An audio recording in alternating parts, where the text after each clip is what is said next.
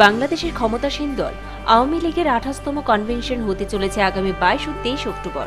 এই কনভেনশনে আমন্ত্রণ পেয়েছেন বিজেপির প্রদেশ সভাপতি বিপ্লব দেব। সেই আমন্ত্রণ রক্ষা করতে সস্ত্রীক বিপ্লববাবু শুক্রবার আখাউড়ের সীমান্ত দিয়ে বাংলাদেশ গেলেন। সীমান্ত পেরিয়ে যাওয়ার আগে সাংবাদিকদের মুখোমুখি হয়ে বিপ্লববাবু আমন্ত্রণের কথা বলেন।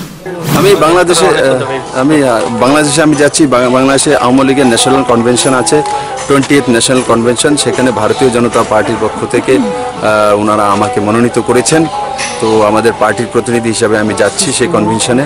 আর আমি সেই বার্তা যখন আমাদের সার্জিক্যাল স্ট্রাইক হয়েছিল, প্রথম কোনো দেশের প্রধানমন্ত্রী যে শেখ হাসিনা মহোদয়া, উনি নরেন্দ্র ভাই মোদীকে পুরো সাপোর্ট করেছিলেন জিরো টলারেন্স বলে। আর নিশ্চিত আজকে বিজয়ের বার্তা, এবং সঙ্গে সঙ্গে উনি যে আমাদের ভারতবর্ষকে ক্রমাগত এইভাবে সাপোর্ট করে আসছেন, সেই বিষয়ে আমি নরেন্দ্র মোদীর ওনাকে বার্তা দেব ওখানে, আর শুভেচ্ছা জানাবো। বাংলাদেশের আওয়ামী লীগ ও ভারতীয় জনতা পার্টির মধ্যে একটা চারিত্রিক মিল রয়েছে বলে দাবি করে বিপ্লববাবু আরও বলেন, এই সফরের ফলে দুদেশের মধ্যে একটা নতুন দিগন্তের সৃষ্টি হবে। আর ভারতীয় জনতা পার্টি আর আওয়ামী লীগের মধ্যে যে পার্টির মধ্যে গণতান্ত্রিক যে বিষয়টা, আমাদের একটা মোটামুটি একই ধরনের পার্টি আছে, একই জাতীয়তাবাদী পার্টি আছে, রাষ্ট্রবাদী পার্টি আছে।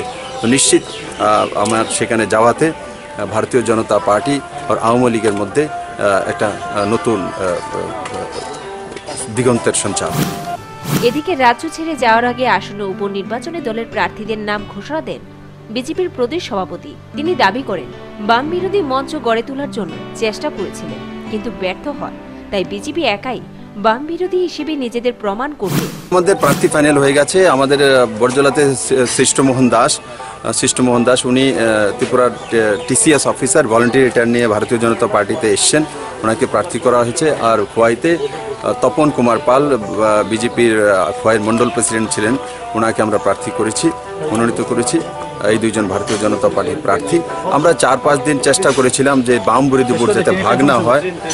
কারা কি করেছে সেটা আপনারা ভালোভাবে জানেন। আমরা আমাদের গার্জিয়ানের ভূমিকা আমরা চেষ্টা করেছিলাম, কিন্তু ওই রাস্তাতে আমরা ব্যর্থ হয়েছি।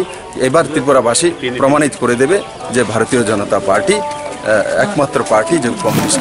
বিরোধী ঐক্য গড়তে ব্যর্থ বিজেপি এবারে উপনির্বাচনের শাসক দলকে কতটা চ্যালেঞ্জ জানাতে পারে সেটা সময়ই বলবে। Bureau report, news vanguard.